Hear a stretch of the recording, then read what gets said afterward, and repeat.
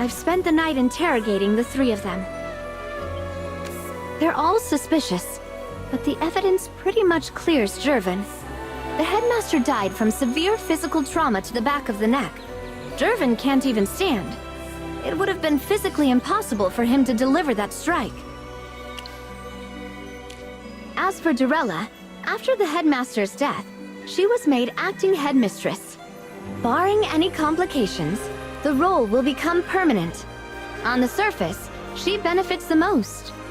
She has a motive, but given her size and strength, there's simply no way she could have inflicted that kind of injury. Furthermore, Jervin testified that when he went to the office to discuss the magic loss incidents, he saw Dorella leaving. If his statement is true, then the headmaster was still alive after her visit. We've found no evidence to support that. Now, about Zoria. She admitted to using magic to manipulate the headmaster's corpse, but insisted it was to rattle the real killer, to make them panic and slip up. That's hard to believe. Grave-calling magic, especially the control of corpses, is an evil art. The fact that Zoria practices it is deeply suspicious in itself. As a gargoyle, she is tall and possesses superhuman strength. She's fully capable of delivering the killing blow. Exactly. And that is the most troubling part. Our investigation found no grudge, no conflict of interest. Zoria was one of his most trusted colleagues. And yet, she was the first witness. She tampered with the corpse. And she had the means to kill him. All things considered, she's our prime suspect. By Imperial law, she's been detained at the Office of Public Order. The investigation will continue. If new evidence emerges, she could be cleared or proven guilty. Envoy Evie, emergency! A hypo-fiend is rampaging on Holt Street. The guards can't hold it. A hypo-fiend? Understood. Evacuate the civilians. I'm on my way. Good, let's move. There's no time to waste.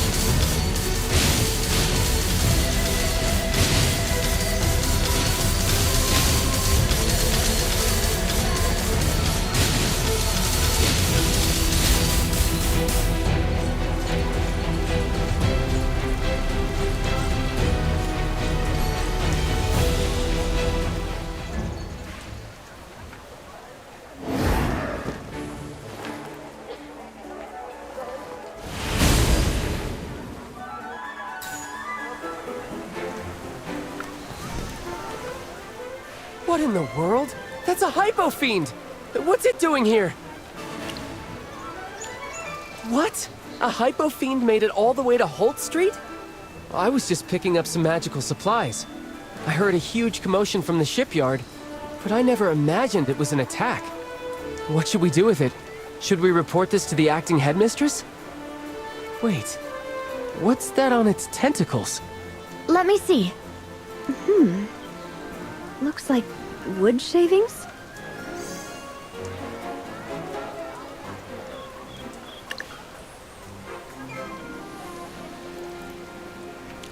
This seems to be Ironheart oak. The headmaster's office. That fresh scrape mark high on the bookshelf. If these wood fragments match the mark in the office, It proves this thing was there. That aura you sensed, it must have been from this creature. It looks familiar somehow. Ah, look! It's just like the Hypofiend from our first selection exam. They look almost identical, and they can both fly. Although this one seems much stronger. Right. Pippa said she got lucky because she didn't have to face one at all. Could this one have escaped from the exam site? It's agile and strikes directly with its tentacles, dealing heavy physical damage.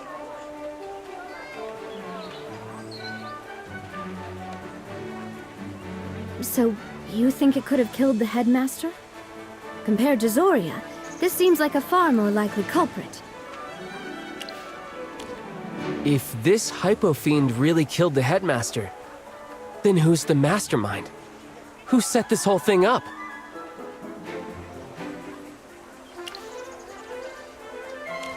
The Adamant Syndicate? I've heard of them. Supposedly, they control most of the Empire's black market operations. I never thought they'd be bold enough to target the headmaster of the Serene Lyceum.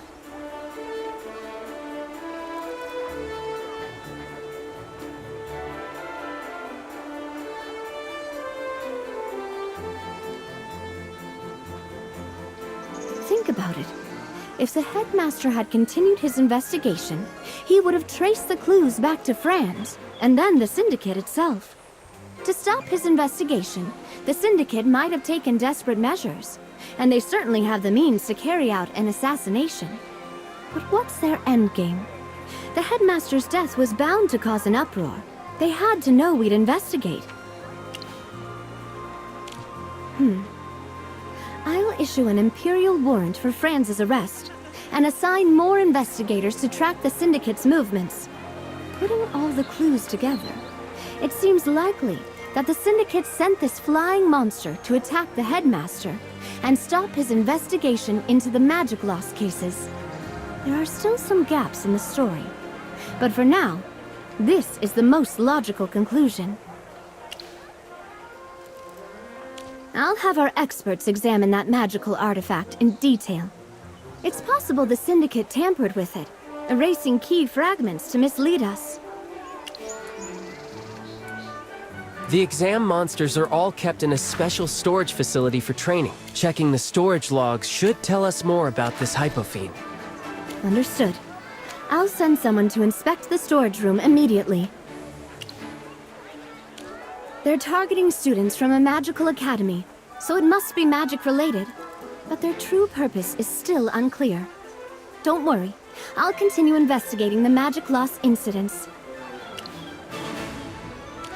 We still can't completely clear her. She did manipulate the headmaster's corpse. Until we have more evidence, I can't officially declare her innocent. She'll have to remain in the office's holding cells while we gather more evidence and decide on our next steps. That concludes this phase of the investigation. Thank you for your help. I'll begin writing my report now. With this, I believe the selection exam should be able to resume soon.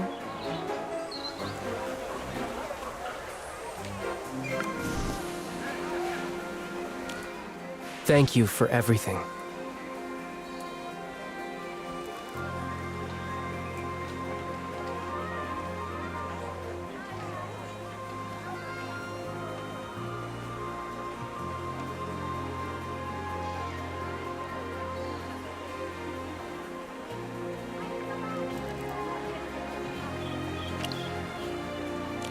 Actually, you helped clear Jervin's name.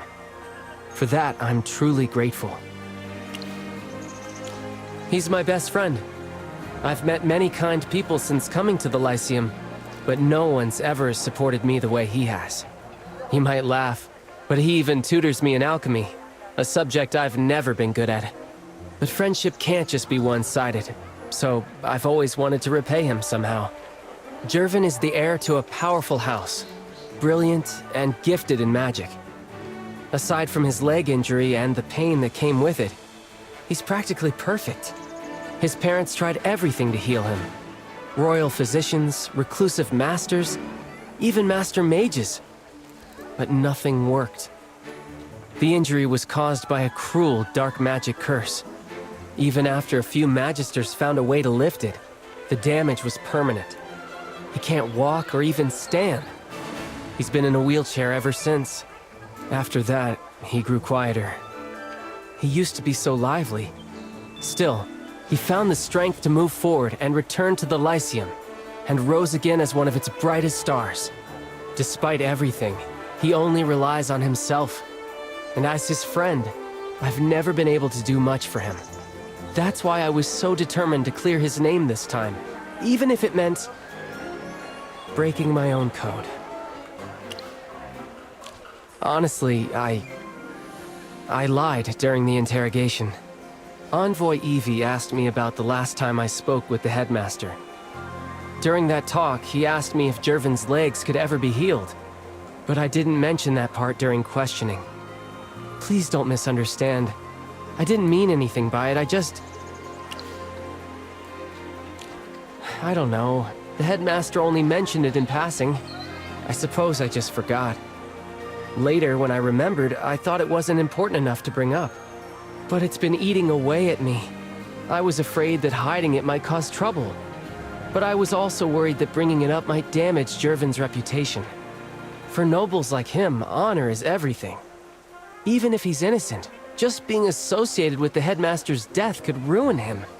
And right now, his family is choosing their next heir.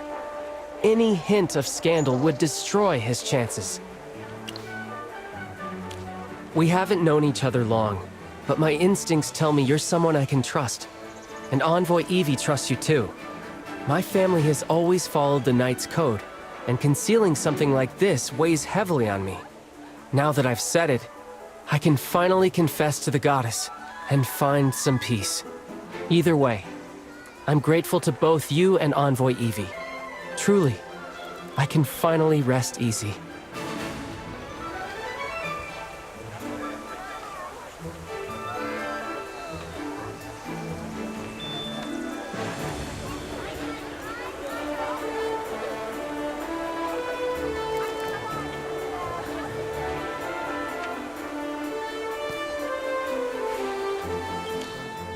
Hey, could I ask you for a favor? Thank you, truly. I was hoping you could take a look at my sword. You remember at the art gallery I used that small anti-magic device?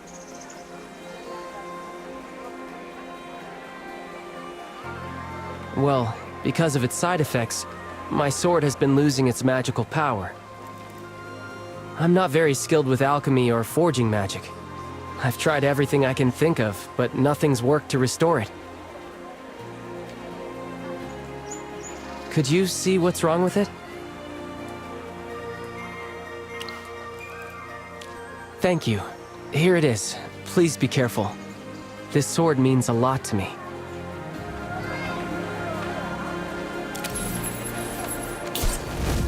Did you find anything?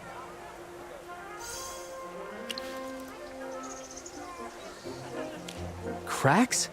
Dura above. I didn't even notice. Could that be why the magic's leaking out? Is there any way to fix them? I could try myself, but honestly, I'm hopeless at forging magic.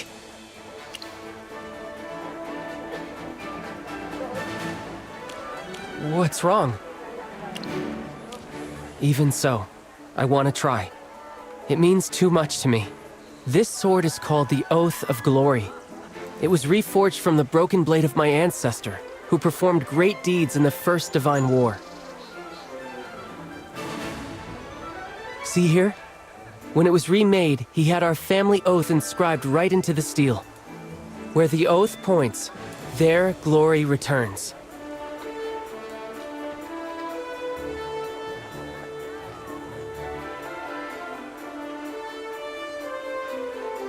It's the most precious heirloom of House Grenvalden.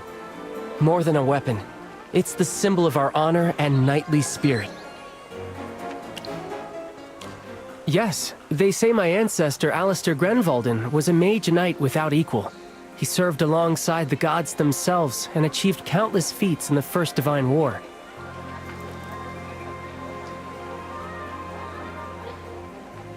When the Lightbearer Empire was founded, he was granted the title of a count. The Grenvalden name was known across the realm, a proper knightly lineage. But that was then. Now, our house has fallen on hard times. We've lost our lands, our title, most of our fortune. All that's left is the name. I am. Before he passed, my father passed the Oath of Glory to me. He believed that as long as this symbol of our honor survived, our house could rise again someday. It's been nearly a century since a Grenvalden earned the crown's favor. All I have left is an empty title, baronet in name only. If I can't turn things around, in a generation or two, our family's glory will fade into nothing. The official reason?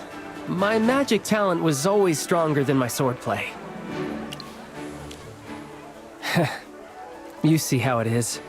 Court mages have the crown's favor these days. I thought maybe, through the path of magic, I could attract royal attention faster. With a bit of luck, I could actually achieve it. Restore my family's honor. It's a bit calculating, isn't it? A far cry from the noble ideals my ancestors fought for. Yes, that's why I can't just stand by and watch it fall apart in my hands. Even if it's a long shot, I have to try to fix it. Thank you so much. What will we need? I know a merchant who deals in high-quality magical components. Come on, I'll show you the way.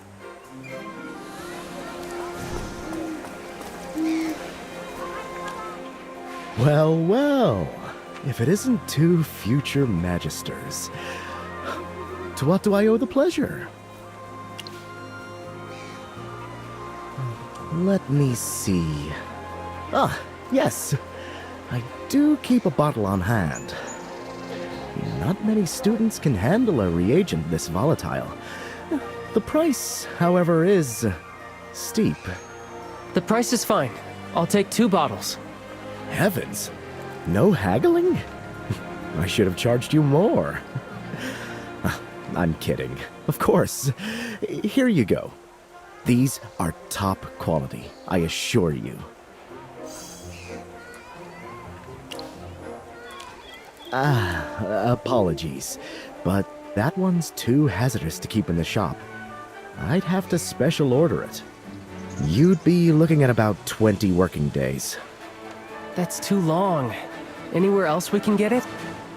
Well, if you're confident in your skills, you could try extracting some from a Razor Claw assassin. Ugh, nasty creatures. What? You're using that for a magic experiment? I'm afraid the Empire has that one under strict lock and key. Without a trade license, I can't sell it. Sorry, I'm afraid I can't help there. The Fire Vein ore is a dead end for now. But the Razor Claw assassin, I did hear a rumor that one was spotted in the nearby woods. Maybe we'll get lucky.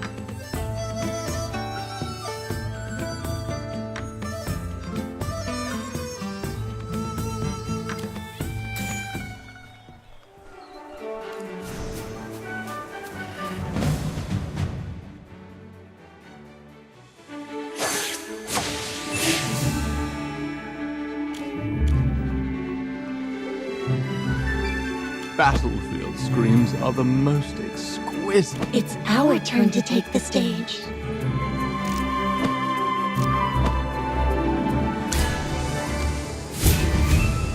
Brace yourself!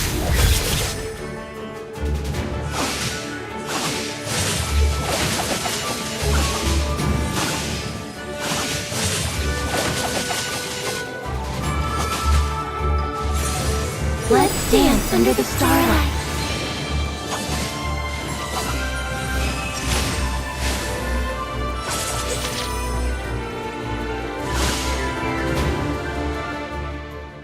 A perfect dance.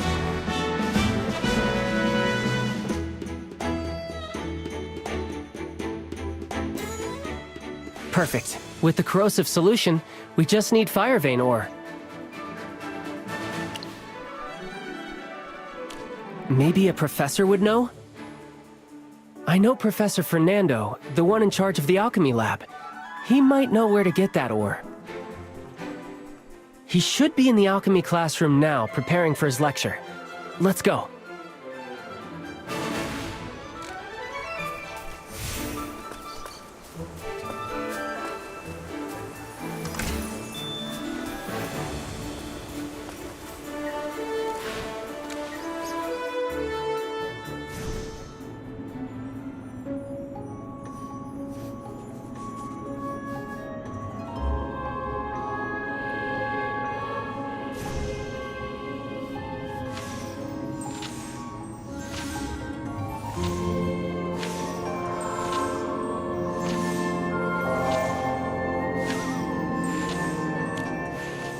What happened, Professor? Another failure! My portable modular alchemy array is a pile of scrap! The lab exploded! My entire custom set of alchemy equipment, all gone! Do you have any idea how much gold I've literally burned through? Magic burns money, and alchemy explodes it! I'm filing for the triple research funding. There was an explosion? Are you okay? Me? I'm perfectly fine. It's not like I'm mourning 740 grams of dragon blood powder, 517 grams of glitter dust, and 625 grams of elderwood pith! Not at all! Bah! You youngsters don't understand! This is normal. The important thing is that no one was hurt because my protection spells held. And my personal stash of fire vein ore is perfectly safe. Wait, Professor, you have fire vein ore? Professor, could you please sell me some? Ah, so that's why you've graced me with your presence. You need something. Sorry, Professor. I've been swamped with the selection exam. Yes, save it. I remember all the help you gave in the lab. So what do you need it for? It's for my family sword. It was damaged. That heirloom of yours? I can't believe you let that happen. Fine. How much do you need? For a blade that size, that's about right. All right. I can spare that much. I won't even charge you. Here. This is too generous. Aren't you in a hurry to fix that sword? Consider it your advanced alchemy assignment. Now, take your course materials and go. Thank you, Professor. Oh, don't look at me like that. Off with you both. Shoo! Some of us have funding requests to exaggerate. And if you botch the enchanting and lose an eyebrow, you know where to find me.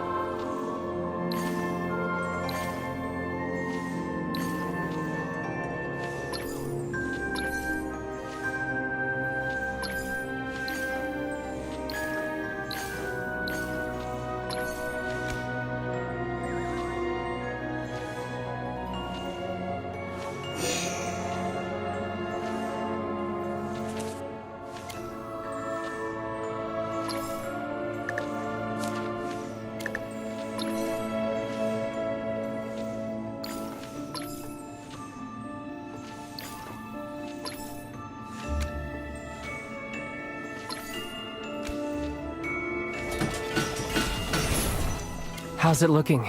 Can it be fixed?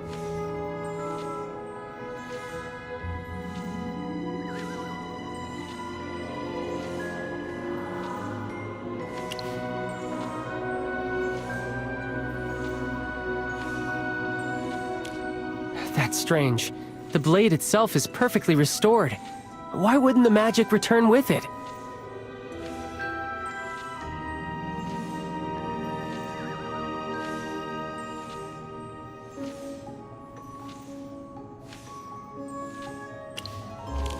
Its source? This sword was reforged from an old broken blade. It wasn't made from any special magical materials.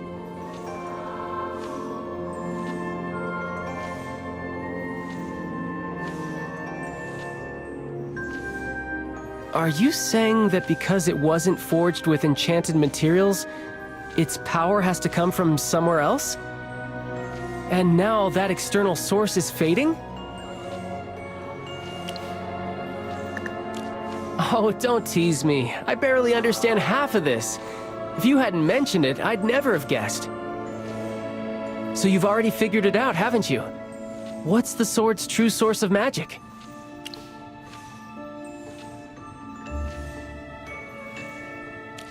Please, just tell me. Don't keep me in suspense. You're teasing me, aren't you? The ruby in the crossguard? I see. The magic from the gem is channeled into the blade through these runes. So the anti-magic ray must have drained the ruby itself, which caused the sword's enchantment to fade. So if we repair this ruby, the Oath of Glory will be restored?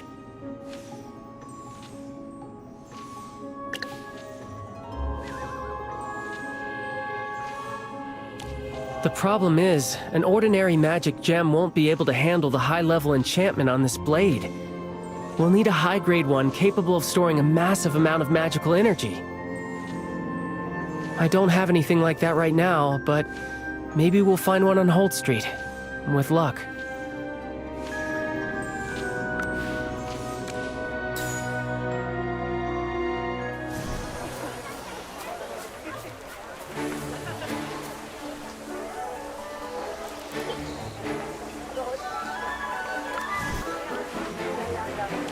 You still have the heart for shopping? I heard the headmaster's incident shut down the entire selection exam. Aurelian mentioned you were all brought in for questioning. Are you all right? I see. Well, as long as you're safe. So, what are you looking for? Need a hand? High-grade gems, huh? The guild's local vaults keep a few in stock. Tell you what, if you find what you need, I'll give you a 20% discount. No, 30% just for you. Ha! Nice try! But that would ruin my ledgers. Anyway, here, take a look. See if any of these meet your needs.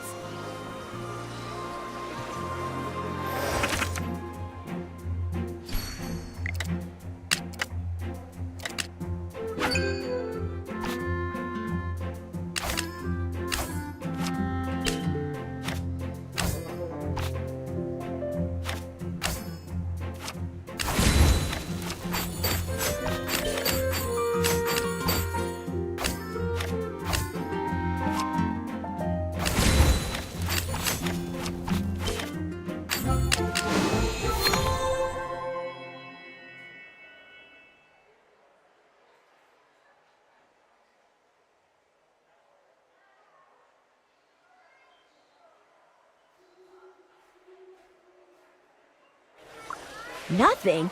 Not a single one in the whole lot? Seems our merchants haven't done their market research on the Lyceum students. The inventory is lacking. I'll need to schedule another market analysis and restock. I've got work to do. See you later. Not even the Mithril Consortium had one? Then finding the right gem on this street will be tough.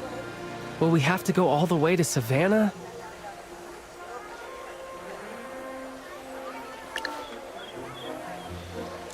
A collection? Only nobles could afford something like that. Wait, you don't mean... Jervin? We are. It's just... I feel guilty even thinking about asking him. The truth is, when I first approached Jervin, it wasn't purely out of friendship. I had an ulterior motive. My family's long fallen into ruin. Jervin's a true noble with real influence. One of the few people of his status I could actually get to. After his injury, I deliberately grew closer to him. I thought that if I could earn his trust, I might attract royal attention, and maybe revive my family's name. It's been so long since anyone even remembered the Grenvalden house.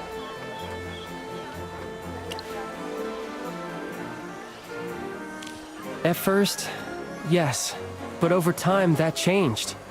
The more we talked, the more I realized he was genuinely worth knowing. He never looked down on me, never used his title to belittle others. Everyone knows he's kind, composed, and noble. He can be a bit commanding at times, but he's a true friend. He never once doubted my motives. He's helped me countless times without asking for anything in return.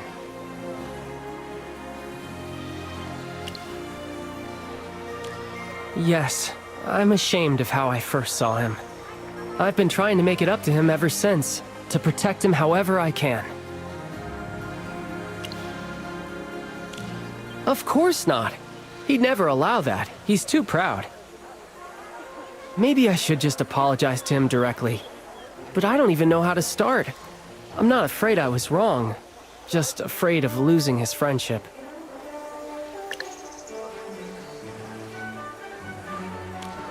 You think so? Maybe you're right. Maybe I'm just overthinking it. Yes, I should just talk to him. I saw his butler Leman on the street earlier. If he's around, Jervin must be nearby. Let's go find him.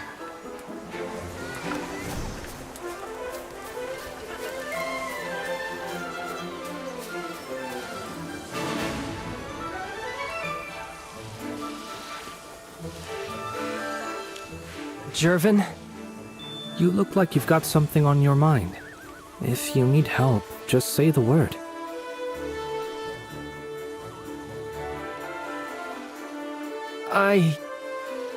I came to apologize.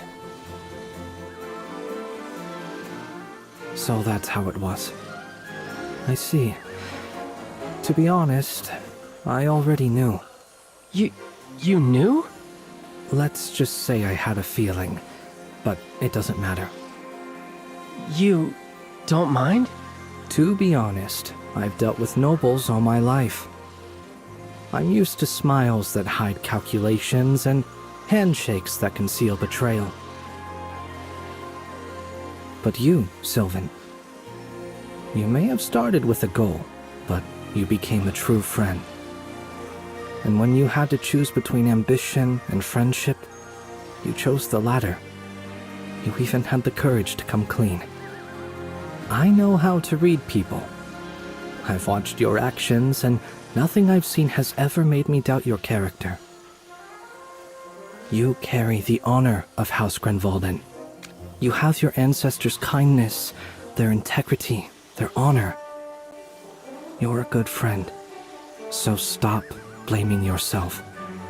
You don't owe me an apology. As your friend, I want to see you succeed.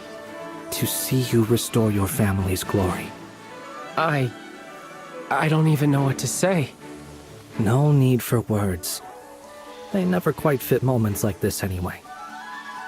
Now then, you didn't come all this way just to apologize, did you? Please, go ahead. I'm curious what brings the two of you here together. I see. So you need a high-grade magic gem. Leman, fetch the Phoenix Star. But young master, that gem was meant for your new staff. It's fine. I have other options. As you wish. Take it, Sylvan. The Phoenix Star. There's no ruby more powerful. It should restore your blade perfectly. Go on, take it. I know what you're trying to say, but as your friend, I don't need repayment or promises. If you really want to do something for me, just thank me from the heart. Then thank you, Jervin. Truly. A genuine thank you. Now, that's rarer among nobles than the Phoenix Star itself. I'll take that as your repayment. Go on, fix your blade. Oath of Glory, huh? A fine name. From now on, I suppose I get to share a little of that glory too.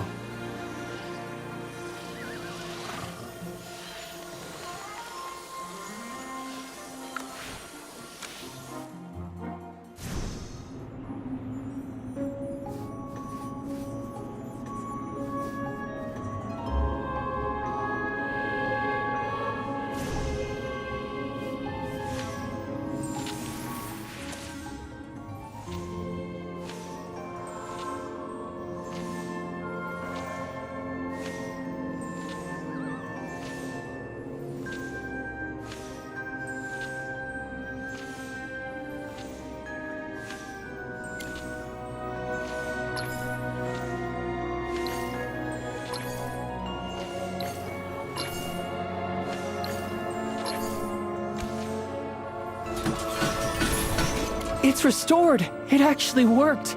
The magic's flowing through it again! Thank you so much. I wanted to repay you somehow, but nothing I own could compare. So all I can offer is a promise. And I swear I'll keep it, no matter what. I, Sylvan Grenvalden, swear upon the Oath of Glory. From this place to the edge of the world, from this moment until the stars fall, should you ever need me, this sword will rise for you. Bound by blood and bone, stronger than steel, this oath shall never fade.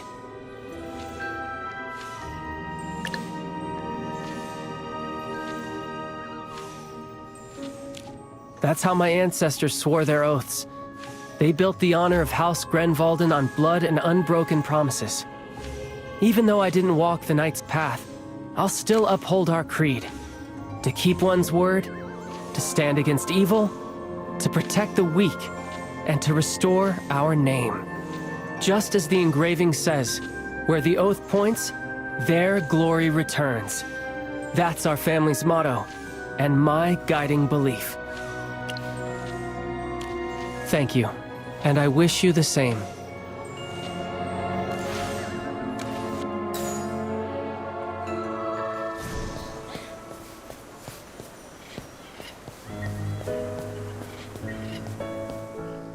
Quiet! Students, quiet down. I am acting headmistress Dorella. You all know me. I have an important announcement. Thanks to Envoy Evie, the staff, and the Academy Board, we've uncovered the truth behind Headmaster Lamar's death. Madame Dorella, what exactly happened? Silence! Details will be given to your instructors and passed along through them. No further questions. But with a killer on the loose, how can you guarantee our safety? This was an isolated incident. The Lyceum is more than capable of protecting its students. All you need to know is that the case is closed, and it has no connection to the selection exam. All participants have been cleared of suspicion. The investigation is over. On behalf of the Academy, I thank the royal family, the board, and Envoy Evie.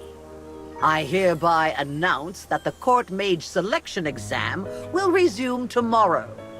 All participants, gather at the Academy Plaza in the morning, where Chief Court Mage Siren himself will announce the details of the third trial.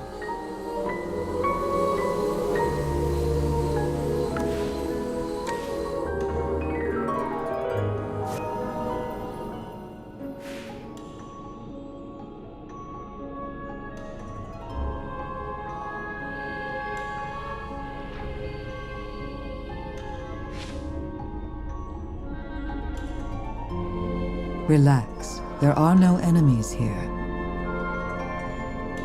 Can you hear me? It's me, Zoria. No spell. This is my true body. The gargoyle you're used to is just a vessel I use. This is what I really look like. If I wish, I can use almost anything as a vessel. You could take a form like this too, if you ever became a Graveborn like me. The headmaster's death has drawn attention. Those behind it won't stay idle. What have you discovered? The Syndicate has been a thorn in the Arcane Council's side for a long time. You must be careful. Even though the case seems resolved, things don't feel finished. Good. My spell making the gargoyle move independently will wear off in a bit. I must return soon.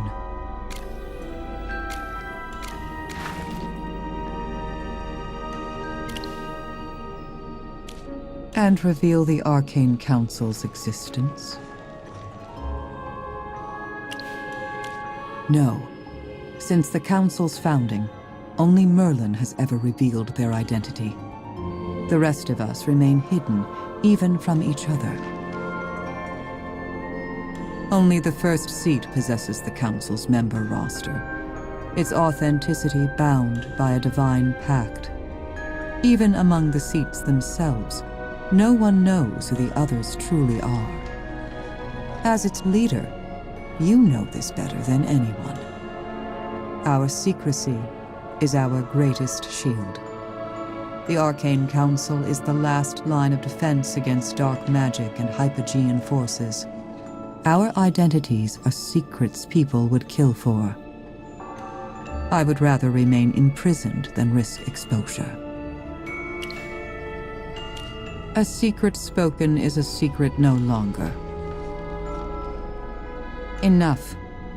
As our leader, you understand sacrifice better than anyone. During the Second Divine War, you gave up everything to protect this world.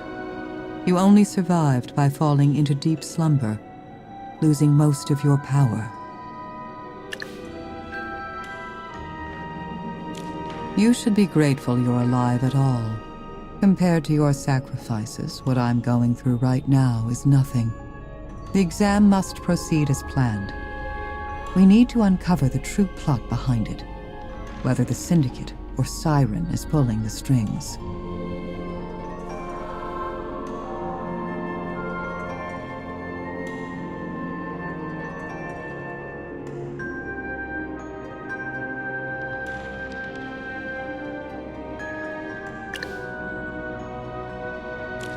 Then I take my leave. Everything rests with you now.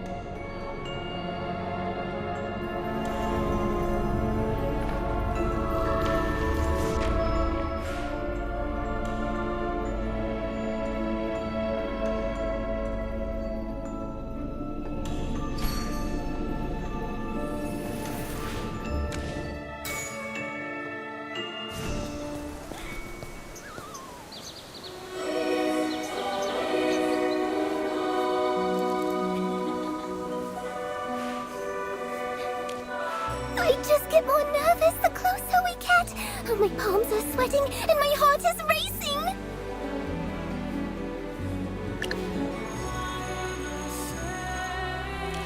Pippa, just breathe. You've got this.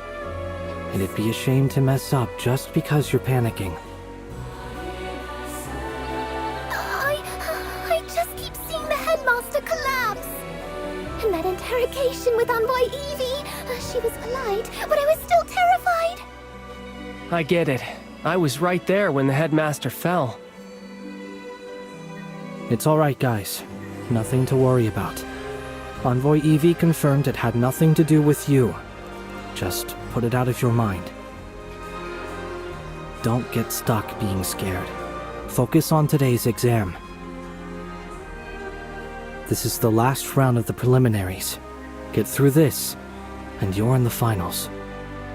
Don't lose your focus now. Hey, I heard a rumor today's test involves transfiguration.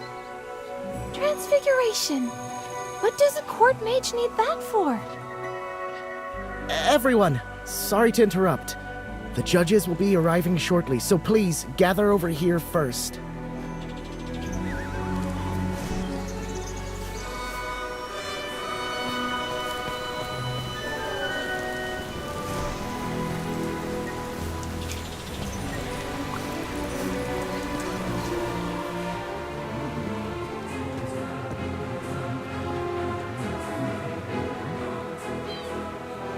Good. Everyone is on time.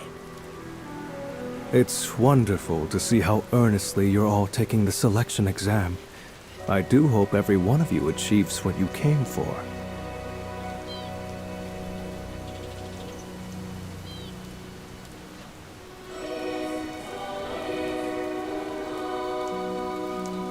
As you know, court mages stand at the Empire's very core. We serve the royal family directly, privy to matters most could never dream of hearing. So, naturally, we must possess sharp perception, a talent for gathering and interpreting information, and sufficient counter-surveillance skills. Today's task is quite straightforward. Collect 5 different information fragments scattered throughout the exam area, then assemble and interpret their meaning. Those who successfully gather all 5 will advance to the final selection round. Magister Siren, will interpreting the fragments correctly affect our results? Ah, excellent question. Indeed it will, even if you gather all of them. Failing to interpret them properly means you cannot enter the final round. After all, the knowledge you uncover will form the final question of the exam. Here's a little tip. You may use any method you like to obtain the fragments. Feel free to rely on your magic, your wit, or even a little persuasive charm, if the situation calls for it. Are you saying we should compete against each other? Competition isn't forbidden. In fact, it can be quite educational. How one chooses to reach their goals reveals far more about them than success itself ever could. Now then, I've said enough. When you're ready, proceed in groups to the Sky Realm Forest. That's where today's exam will take place.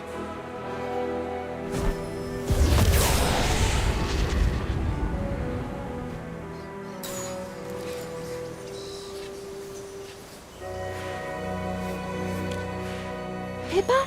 Sylvan? You two are probably the most familiar with the forest out of all of us, right? Huh? Oh, I don't know about that, but I do love going there. I help Professor Celeste weed and water the magical plants. She always has the best hazelnuts. She's the best, the kindest and most beautiful professor at the Lyceum. She teaches herbology, and she's also our school healer. I adore her. Sylvan loves her classes too. He often helps me tend to her magical plants and make herbal remedies. She's in charge of the whole forest. She even imported some rare plants from the Dark Forest. Yeah, exactly. So, any thoughts on this exam? The Academy never taught us to spy or run counterintelligence. I don't get it. What does gathering secrets have to do with being a court mage? But I guess the crown has its reasons, like Magister Siren said. What do you think, Jervin? Probably to weed out spies. The royal court can't afford a security breach. The school and the royal family designed this test for a reason. Let's not overthink it and just do our best. Yeah, you're right. Come on, let's head to the Sky Realm Forest.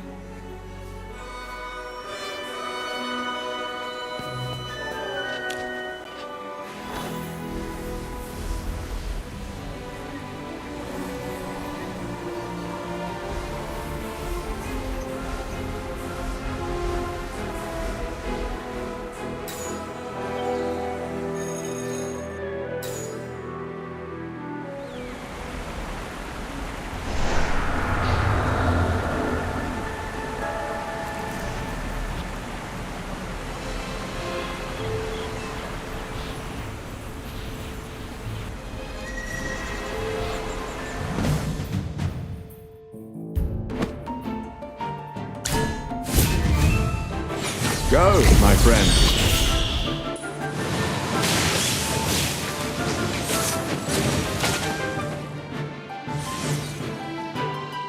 Every sword is a witness.